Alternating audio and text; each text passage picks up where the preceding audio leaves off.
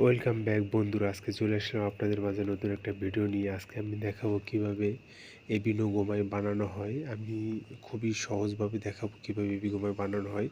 আমি এর জন্য চিংড়ি মাছটা আগে সিদ্ধ করে নিচ্ছি।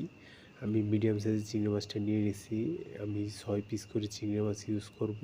তো চিংড়ি মাছটা আমি ভালো মতো সিদ্ধ করে নিচ্ছি। সিদ্ধ করে কেটে কুটে পরিষ্কার করে নিলাম। মাঝখান দিয়ে ফাইল করে নিয়েছি, সুন্দর মতো হাফ করে নিয়েছি। এখানে আমি নিয়ে নিচ্ছি পালং শাক।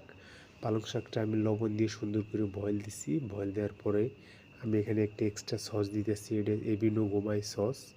সসটা সিসামি পেস্টে দিয়া ব্রাউন সুগার সয়া সস দিয়ে আমি একটা সস বানাইছি। সো সেই সসটা আমি ইউজ করতেছি এখন। আর সেই স্পিনাচের ভিতরে একটু ব্রাউন সুগার, একটু সয়া সস এক্সট্রা আমি দিয়ে দিলাম। আমি যে প্লেটটা রেডি করছি আমার ডিশের নিচে দুই পিস চিংড়ি মাছ দিছি। চিংড়ি মাছ দিয়ে হালকা করে একটু সিসামে সস দিয়ে দিছি। সিসামে সস দেওয়ার পরে আমি ওর ভিতরে যে আমার স্পিনাচটা আমি বানিয়ে রাখছিলাম, অর্থাৎ পালং শাকটা আমি সুন্দর মতো দিয়ে দিতেছি। দিয়ে দেওয়ার পরে একটু সুন্দর মতো একটু সাইজ করে দেবেন, যেন সাইডে এক্সট্রা আবার কম বেশি কোথাও না হয়। সুন্দর মতো দিতে হইব। দেখুন আমি সুন্দর মতো দিয়ে দিছি। দেওয়ার পর এখন আমি চিংড়ি মাছগুলো সুন্দর মতো সাইজ করে সাজাই দেবো একটার পর একটা। আমি উপরে 4টি চিংড়ি মাছ ইউজ করবো। 4টি চিংড়ি মাছ অর্থাৎ 8 পিস আমি হাফ করে নিয়েছি, তো 8 পিস।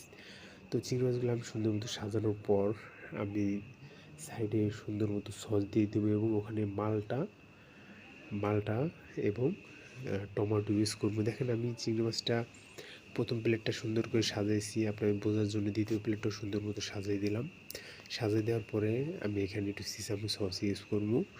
অবশ্যই সসটা আপনি বেশিও দেবেন না এবং কমও দেবেন না, পরিমাণ মতো। ডেকোরেশনের জন্য ঠিক যতটুকু প্রয়োজন ঠিক ততটুকু আপনি ইউজ করবেন। আমি 2টা ডিশ একসাথে রেডি করতেছি। সো আমি একটার পর একটা আপনাদের স্টেপ বাই স্টেপ দেখাবো। আপনারা সবাই বাসায় ট্রাই করবেন। দেখেন আমি আমি স্পিনাচের উপরে দিতেছি না, অর্থাৎ আমি চিংড়ি মাছগুলোর উপরে দিব না, আমি সাইডে সসটা দিয়ে দিতেছি। এর জন্য চিংড়ি মাছের যে অরিজিনাল চিংড়ি মাছের যে কালারটা সুন্দর মতো দেখা যাইব। এই জন্য আমি মালটা 2 পিস দিয়ে দিলাম আর এখানে টমেটো দিয়ে দিতেছি। সেই ভিডিওটা যদি ভালো লাগে লাইক কমেন্ট সাবস্ক্রাইব করতে পারেন এবং কীরকম ভিডিও চান আপনারা অবশ্যই আমাকে কমেন্ট করে জানাবেন। সবাই ভালো থাকবেন। খোদা হাফেজ।